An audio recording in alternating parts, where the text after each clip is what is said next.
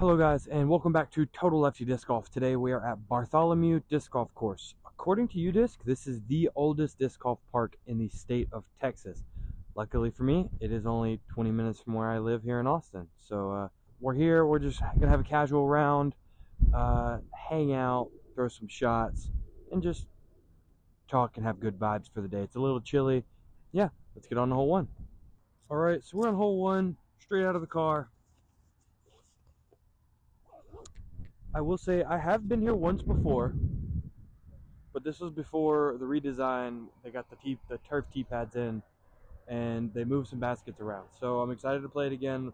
From what I've heard, it's in very good condition. So yeah, hole one, 240, straight across this river here, and it kind of turns off to the left. I'm gonna be throwing the Mako on a slight Anheuser, or a lot of Anheuser. That works too, but I should be good over there. First putt of the day,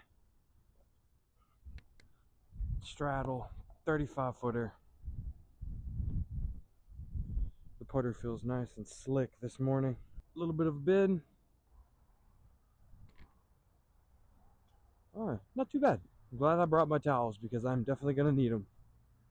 It is nice and wet out here this morning. Hole 2, 180 feet, straight down here. Very tight gaps on either side. Yeah, there's jail to the left, and there's a creek bed down there, so we just don't want to go there.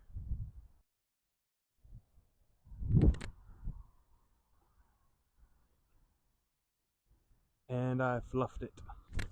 So this was a perfect example of why you don't want to be left, because I rolled all the way down this hill, and now I don't have a line to get back up. I mean, I kind of do, but it's tough. Alright, that's not bad, but that's probably going to be a bogey. I definitely got an outside circle look here, so give it a nice little stepper.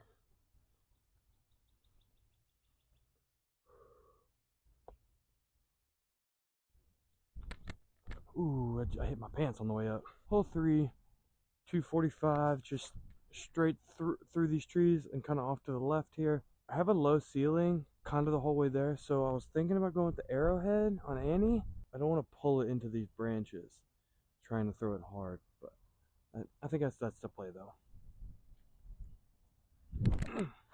Ooh, I slipped.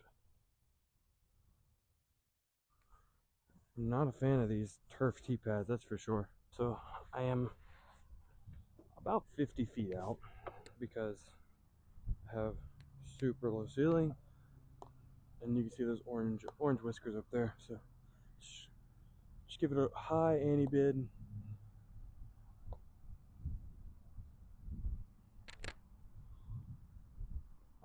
That was pretty good. Hole 4, 220 feet straight ahead with a turn down at the very end, or I could just throw a hyzer along the left side and try to avoid this left big tree near that bathroom looking thing, but I don't really want to do that because I don't see a clear line. This one's an easy straight turn over the whole way, so I'm gonna do that. I don't know why I'm holding the Mako. I'm just gonna throw the Watt. There we go. Should be pretty close if it fought through those branches there, but alright. I fought through, kind of, but I think I just dropped straight down. I didn't really get into ground play, so now I have another low ceiling putt to deal with from right at early shallow circle 2.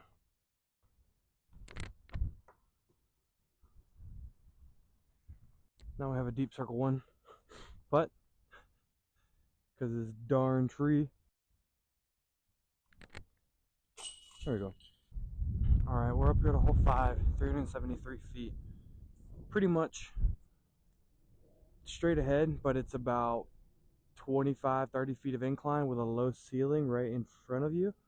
So you could either throw it on a rope, or I don't have this kind of power, but you could throw it high left and fade in. So I think I'm just going to try to throw it low and straight and try to get it all the way there without hitting the trees.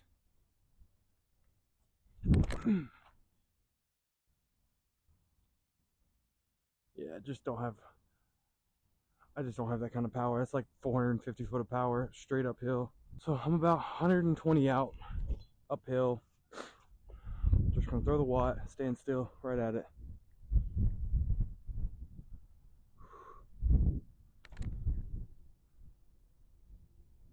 There, I'm about 5 feet from the basket there.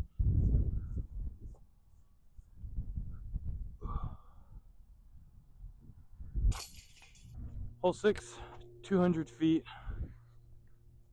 Think, okay, no. I thought it was a double mando, but there's white strips around a bunch of trees out here. So I'm just gonna throw it straight at it. Keep it low with the watt here. And just go right at it. It'll turn by itself. And I just throw it too low. Man, I just need to beef up a little bit, man. Alright. Just left it too low off the tee, so now I'm just going to forehand something up here. Forehand the gnome.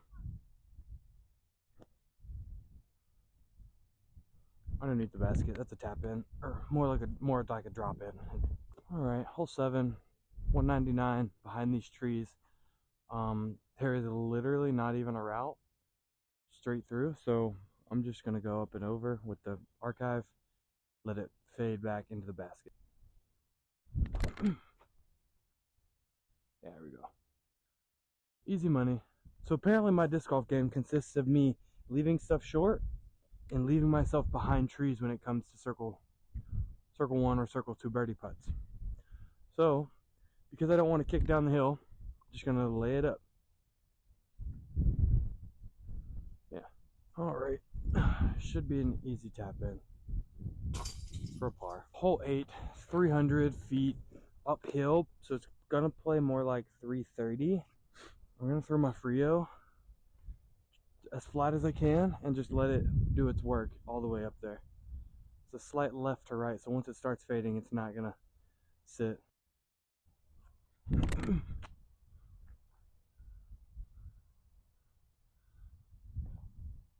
Okay, I should have a pretty decent look from there. Okay, first birdie of the day. That's a huge uphill birdie putt. Another thing, I'm making this course look a lot harder than it really is. If you have good touchy approach shots, 250 and in, then you'll score very well on this course. It's not hard. I feel like I'm thinking about it too much. So, all right, hole 9, 230 feet. It goes straight and then all the way down the hill. So it's not very far. It's very easy to overpower. So I just want to throw something on a touch of hyzer and then just let it fade all the way down there.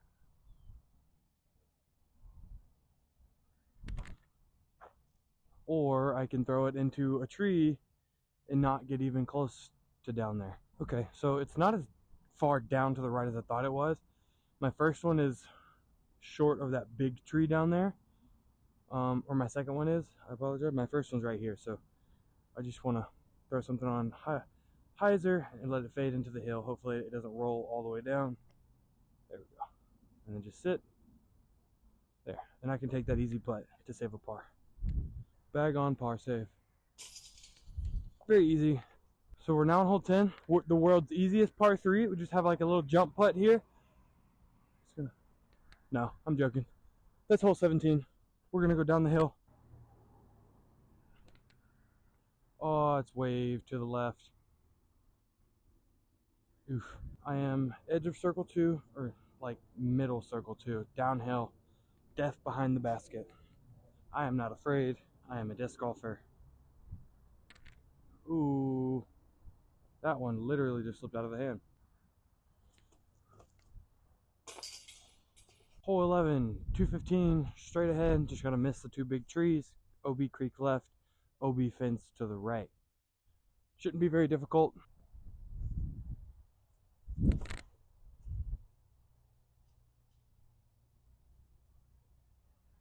I didn't miss the tree left. So, turns out, even though this arrowhead went straight through the trees, it's still about the same distance as that last shot I threw, which is not going to be on camera. So, nice. I'll take it. Now just have a long circle 2 putt. it's just short. So we're on hole 11. UDisc says 208 feet. I believe it, but it plays more like 250 because you have to hit the tight gap with a low ceiling, and the basket is where that hill is, kind of up the hill and to the right. So it's a very difficult 250. I'd say this is one of the more difficult holes on the course.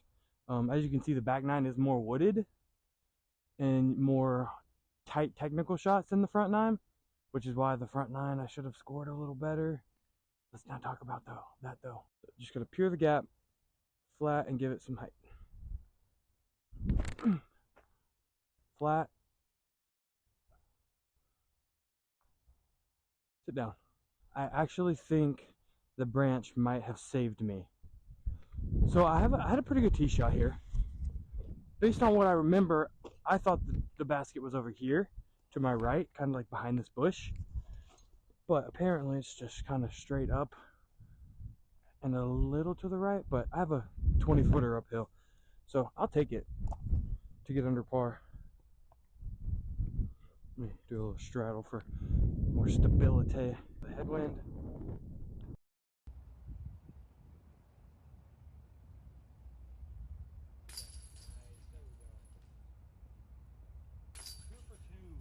That's how you know it wasn't luck. Hole 13, straight through the gap where that short V tree is up there. It's like 25 feet back left of that. And then to turn the Mako flat through the gap and just letting it slow pan to the left. If everything goes out right, it's only 250 feet, so I should be able to get it there really easily.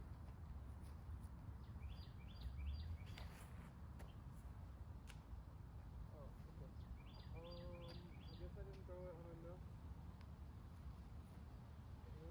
Or I guess I threw it too much hyzer, but it's okay, we should have a jump putt. So, I don't know what it was, but it seems that my mic adapter is starting to die. So, we're going to have to speed this round up a bit because I'm going to have to turn it off and back on between each shot. 30 feet. Get in. It's short. Hole 14, just a stock hyzer. Plays as an island. Anything on this side of this fence here is OB, and I'm assuming you take it from over there on the right, which is going to be inbounds. But just got to throw something hard, flat right here, and let it fade over the fence into the basket. Miss the big tree, and we'll be good. Fade. That's actually pretty good. I made it across, hit a branch. That probably kept me really close. All right, slightly uphill putt, only about 20 feet. It's an easy birdie to get. Should be an easy birdie. Let's not jinx ourselves. Focus in. Hole 15, straight ahead, dog leg to the left because of this low-hanging tree here. I was gonna throw a turnover, but now I'm gonna just throw the forehand with the skip. I don't want to do the Brazzers. That's too fast for 189 feet. So just gonna throw the horny toad, which is like a zone. So about here is where my mic died. I'm gonna have to voice over the rest. So I left myself with about a 50-footer after I left the forehand a little inside. Banged it in here for a nice birdie to get to 2 under. Hole 16, I'm explaining how it goes straight ahead here with a left finish, debating whether or not I wanted to throw the forehand or the backhand turnover with the Watt. I decided on the turnover with the Watt.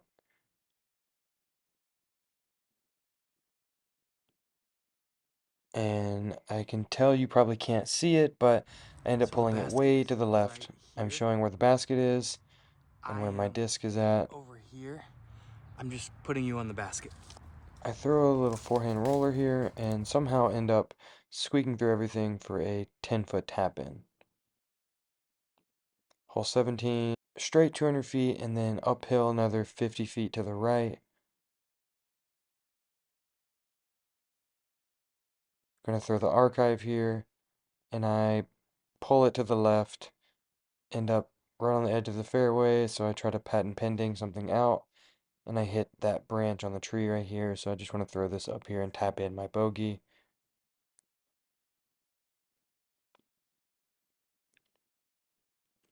pushed it a little long, so I have a 20-footer, but I make that here. Hole 18, downhill, 320 feet. I'm throwing the Frio. OB right with the road, just want to keep it in bounds. And I throw a really high hyzer. And you can see I'm frustrated with myself because it goes out of bounds there and onto the road, which is very unfortunate. I take my 3 meters, I grab my gnome and pitch it up to the basket to tap out an easy bogey.